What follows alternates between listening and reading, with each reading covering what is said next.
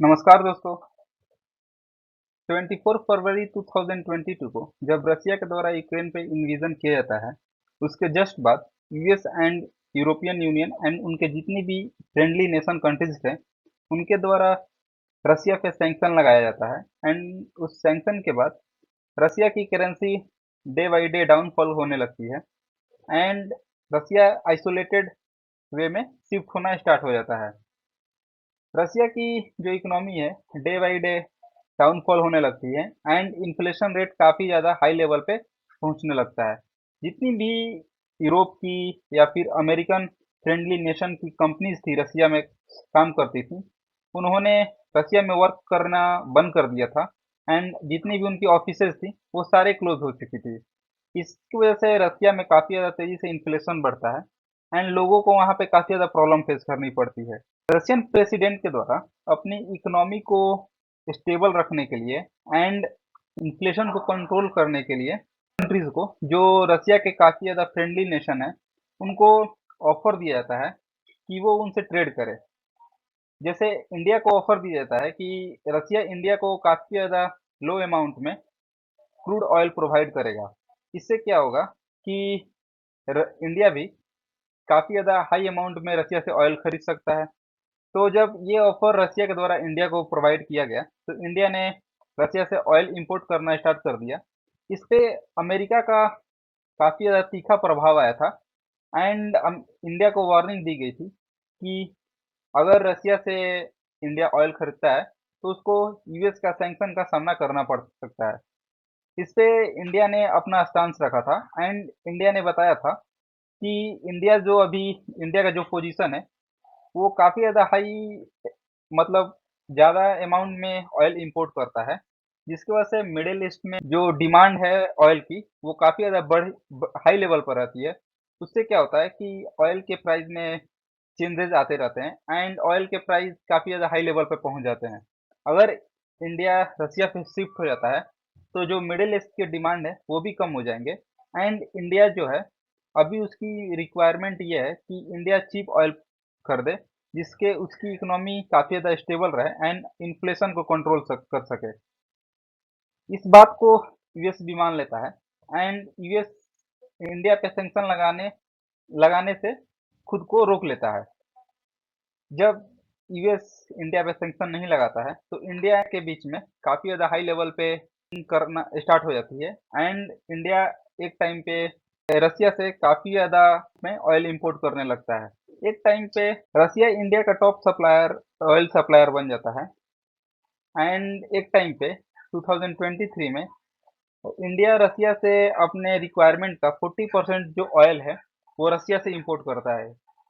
2024 में ये data 41% touch कर जाता है एंड इसके बाद क्या होता है, जब यूएस के द्वारा एंड यूरोपियन यूनियन के द्वारा रसिया पे सैंक्शन लगाया जाता है एंड उसके जितने भी फॉरेन अकाउंट्स थे, उनको सारे अकाउंट्स को फ्रीज कर दिया जाता है उन कंट्रीज के द्वारा।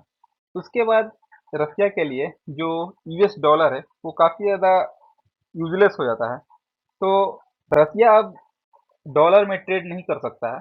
तो इंडिया एंड रसिया क्या करते हैं कि अपने लोकल करेंसी में ट्रेड करते हैं। जब भी इंडिया रसिया से ऑयल इंपोर्ट करता था, तो उसके एवज में रसिया को इंडिया अपने इंडियन करेंसी देता था एंड इससे क्या होता था कि इंडिया की करेंसी जो है अभी रसिया के पास थी, तो रसिया को अपने करेंसी वो जो करेंसी इंडिया की है उसको यूज करने के लिए इंडिया से कुछ ना कुछ इंपोर्ट करना पड़ रहा था। तो ऐसे जैसे इंडिया कुछ इंपोर्ट करता था रसिया से, फिर उसी करेंसी को यूज करने के लिए रसिया को इंडिया से इंपोर्ट करना पड़ता था। ऐसे दोनों कंट्रीज के बीच में काफी ज्यादा हाई लेवल पे ट्रेडिंग होने लगी एंड डे बाई डे रसिया की इकोनॉमी बूम होने लगी एंड एक स्टेबल वे में पहुंच गई। अभी जो न्यूज आई है वो ये है कि जो बैक स्टोरी है उससे रिलेटेड ही है। रिसेंटली वेडनेसडे को यूनाइटेड स्टेट के द्वारा नियरली 400 एंटिटीज एंड इंडिविजुअल पे प्रतिबंध लगाया जाता है एंड यूनाइटेड स्टेट का ये आरोप है कि ये जितने भी एंटिटीज एंड इंडिविजुअल्स हैं जिन पे यूनाइटेड स्टेट के द्वारा प्रतिबंध लगाया गया है, वे लोग रसिया को एड प्रोवाइड किए जा रहे थे यूक्रेन एंड रसिया वार जो चल रही है उसमें ये एड रसिया को वॉर लड़ने में सपोर्ट कर रहे थे। इसमें से टोटल 19 प्राइवेट इंडियन फर्म्स हैं एंड 2 इंडियन नेशनल्स हैं जिन पे यूएस के द्वारा प्रतिबंध लगाया गया है। ऐसा पहली बार नहीं है, यूनाइटेड स्टेट के द्वारा पहले भी इंडिया के प्राइवेट फर्म को टारगेट किया जा चुका है एंड उस पे प्रतिबंध लगाया जा चुका है। ऑन वेडनेसडे स्टेट डिपार्टमेंट के द्वारा ये अनाउंस किया जाता है कि जो लेटेस्ट स्टेप अमेरिका के द्वारा उठाया गया है वो रसिया एंड यूक्रेन वॉर से जुड़ा हुआ है। जो यूनाइटेड स्टेट के द्वारा 400 इंटिटीज एंड इंडिविजुअल को इसमें टारगेट किया गया है, उन पे प्रतिबंध लगाया गया है, वो इसलिए लगाया गया है कि जो रसिया के द्वारा इलीगल वॉर एक्टिविटीज यूक्रेन में की जा रही है उन चीज़ों को रोका जा सके, क्योंकि इन एडिंग की वजह से ही रसिया अपने डिफेंस इंडस्ट्रीज को बूस्ट कर रहा है एंड इस सारी जो एडिंग गुड्स हैं, मटेरियल्स हैं, इनको एज अ वेपन में इन सारी चीज़ों को यूज किया जा रहा है। उन सब को रोकने के लिए ये अमेरिका के द्वारा स्टेप उठाया गया है। डिपार्टमेंट ऑफ ट्रेजरी के द्वारा 270 इंडिविजुअल एंड एंटिटीज को इस लिस्ट में शामिल की अपील है एंड डिपार्टमेंट ऑफ कॉमर्स के द्वारा 40 एंटिटीज को इस लिस्ट में शामिल किया जाएगा। स्टेट डिपार्टमेंट के द्वारा ये बताया The जाता United है कि States जो will join them in America के sanctioning द्वारा President Putin सैंक्शन and लगाया Prime गया है Minister वो Lavrov, सैंक्शन and का that is main the Russian aim ये है कि National उन Security एंटिटीज या Team. I उन expect we'll संस्थाओं को have more टारगेट करना जो specific details out later this Russia week. को aid The United supply States करती will थी join. एंड ये जो कंपनीज है वो इन कंट्रीज से बिलोंग करती थी, जैसे कि China, Malaysia, Thailand, Turkey, UAE and India.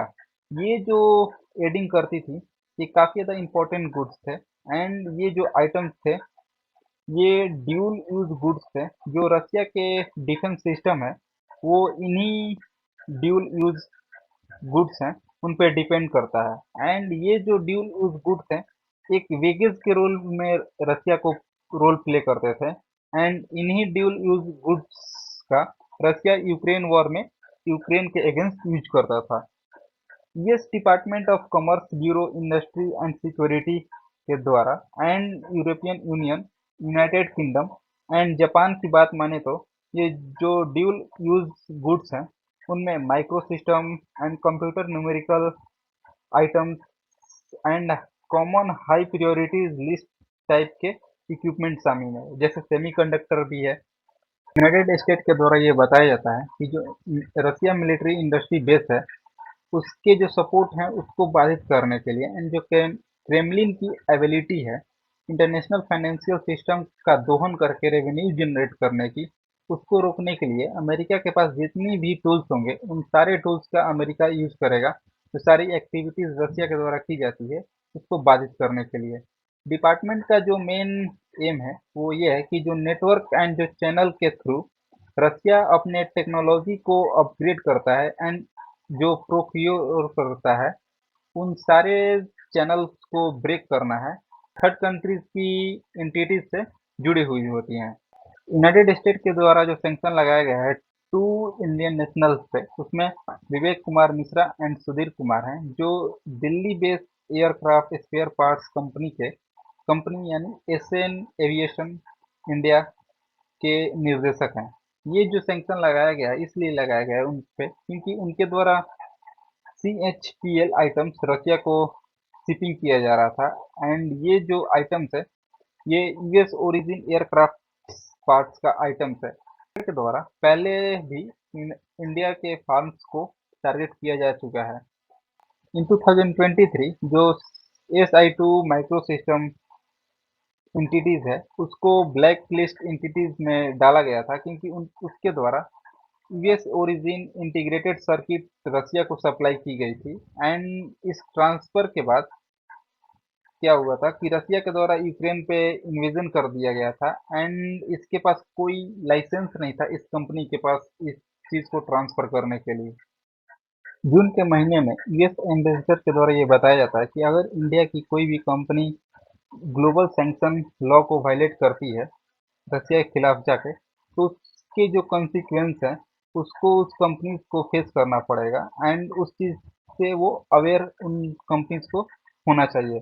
अगर वो कंपनीज किसी भी यूरोप की कंट्रीज में या फिर यूएस एलाइज जितनी भी कंट्रीज हैं उनमें अगर बिजनेस करती है तो उनको इससे रिलेटेड प्रॉब्लम फेस करनी पड़ सकती है जो यूएस के सैंक्शन को वो अगर वायलेट करती हैं। तो जब इंडिया के प्राइम मिनिस्टर के द्वारा रशिया की विजिट की जा रही थी तो के द्वारा इस पे रिमार्क किया गया था, एक कटाक्ष की गई थी कि इंडिया और यूएस के रिलेशन काफी ज्यादा वाइडर एंड डीपर है, बट इतने भी डीपर नहीं है कि इस रिलेशन को हिलाया नहीं जा सकता है। तो यूएस के द्वारा ये टाइम टाइम पे इंडिया पे एक प्रेशर क्रिएट किया जाता है या फिर इंडिया अगर कोई भी एक्टिविटीज करता है अच्छा नहीं लगता है तो यूएस के द्वारा इस चीज पे कटाक्ष की जाती है या फिर यूएस के द्वारा इससे रिलेटेड स्टेटमेंट किया जाता है। ये स्टेटमेंट रिलीज इसलिए किया जा सकता है ताकि उस कंट्री पे एक प्रेशर क्रिएट किया जा सके। तो अभी तक वीडियो में मैंने जितनी भी जानकारी थी आपको दे दी। अगर वीडियो अच्छा लगा हो तो लाइक एंड सब्सक्राइब कर दें। Thank you for watching this video.